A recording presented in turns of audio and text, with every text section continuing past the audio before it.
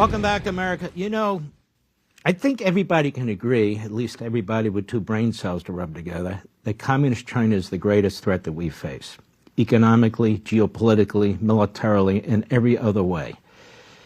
And that's why I want Tom Cotton on the program today. He's come out with a book, 7 Things You Can't Say About China. This book is so compelling. It's so prescient. It's so on the mark and so readable that, you know, I've cut back on the idea of bringing authors on this program unless they really have something to contribute, and Tom does. Tom Cotton, welcome. Let me start this way. What is it that communist China wants? What do they want from the United States of America? Everything? Mark, that's a good way to put it. They want everything. They want to replace the United States as the world's dominant superpower, both militarily and economically. Chinese officials were pretty open about this in President Trump's first term with some of his officials whenever he was there on a state visit. They said that ultimately they want to be able to exclude the United States from the economic sphere of Asia, that they want to treat the United States like a low-cost commodity provider, that they will buy our oil and our agricultural commodities. But if we don't dance to their tune, they can get those in places like Latin America and the Middle East. And that's their ultimate goal. That's why they've undertaken the biggest military buildup in history. That's why they've been waging an economic world war, especially against the United States, for the last several decades. That's why, as I say in 7 Things You Can't Say About China, they have vast influence operations inside of America, in our businesses, on our campuses, in our governments. They want to replace America as the world superpower. You know, your little book is the most thorough exposition and comprehensive take on communist China I've ever read, and I've read a lot about communist China. You say, hey, look, this is the evil empire. How is it the evil empire? Yeah, Mark, it's just like Ronald Reagan said about communist Russia, calling it an evil empire that caused a lot of elites in Washington to go to the fainting couch.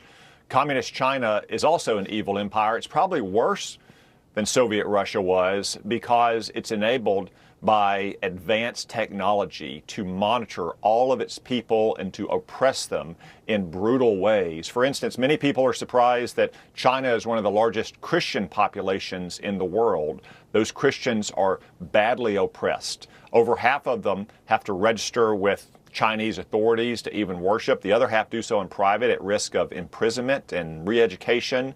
Children are being banned from going to church or Sunday school or being forced to sign atheist pledges so they can snuff out the next generation of Christianity.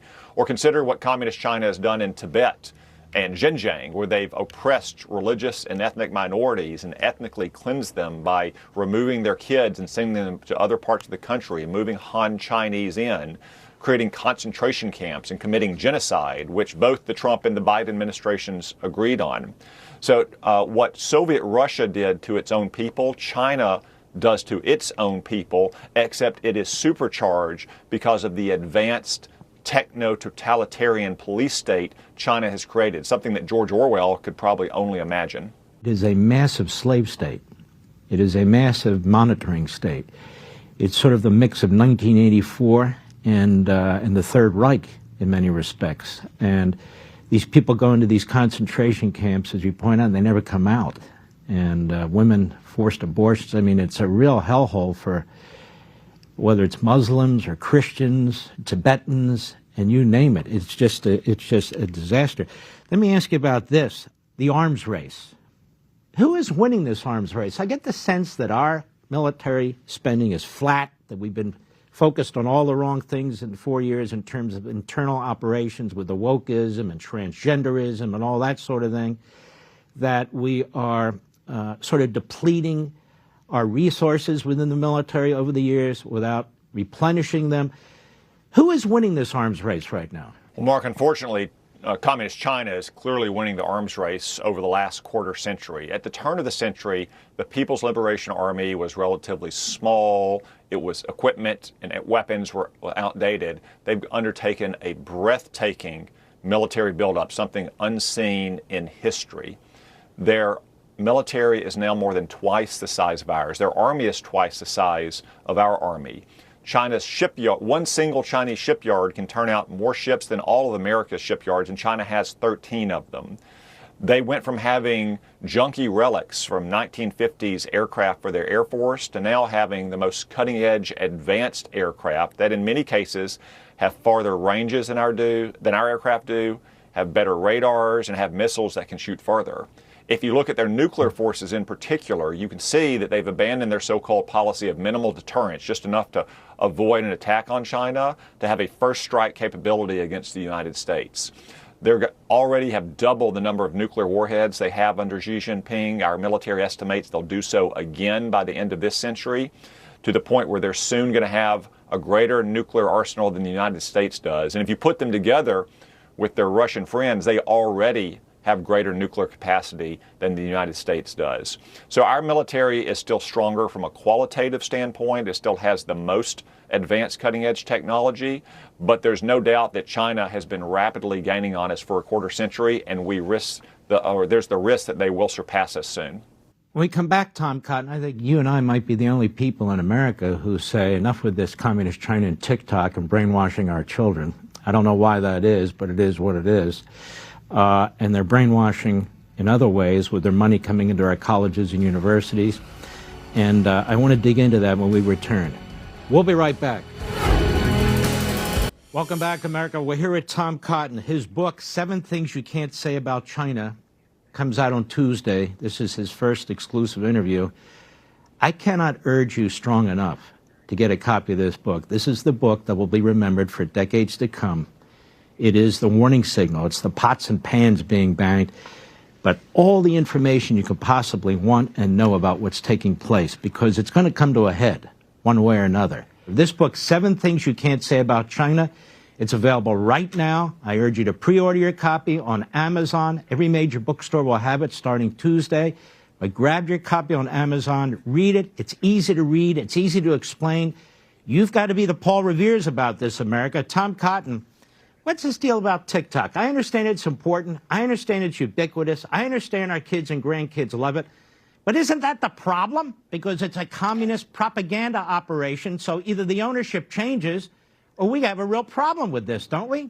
Yeah, Mark, that's one of the reasons I named the book 7 Things You Can't Say About China. The threat from China is not just that it's an evil empire, that it's undertaking a breakneck military buildup, that it's waging economic world war against us, but it's also using all of that power and influence to actually affect the debate inside of the United States, to influence us with Chinese propaganda. TikTok is one very good example of how they're coming after our kids. I know it's not just about data privacy and security for kids who, by the way, will be grown-ups pretty soon and in law enforcement or the military or their intelligence, but it's about the content they expose kids to. It's not just cat videos or cooking instructions. It's negative body image content or eating disorders for kids. It's graphic violence and obscenity for boys, drugs for all kids, even videos that glamorize suicide if you have sad or depressive thoughts that you enter into TikTok. It's also a tool for Chinese communist propaganda. Go on TikTok and try to find anything about, say, Tiananmen Square or Tibet or Hong Kong or the Uyghur genocide. And it promotes content in our countries that are designed to divide us. TikTok has a river of anti-Semitic content on it, unlike any other social media app. It celebrated the October 7th atrocities against Israel. These are the kinds of threats that TikTok poses to our country. That's why Congress passed a law that didn't say ban TikTok. It said TikTok has to be sold from its Chinese-directed parent company if it wants to continue operating in the United States, and that's what needs to happen. Isn't this part of the massive campaign by China to infiltrate our society? And it's not just TikTok. It's really all aspects of our society, as you point out in your book, no? Yeah, it's everywhere. And again, that's one of the reasons why I called the book 7 Things You Can't Say About China, because China tries to enforce a uniformity of opinion in our country. It tries to influence public opinion in our country.